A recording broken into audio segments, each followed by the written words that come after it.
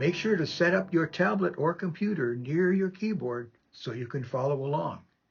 If you haven't watched the introductory video on why you should practice scales, I encourage you to do so. In this set of natural minor scale exercises, we'll be playing through A, C, D, E, and G minor. So these all have the same fingering. So I encourage you now to follow along as we play through these natural minor scales.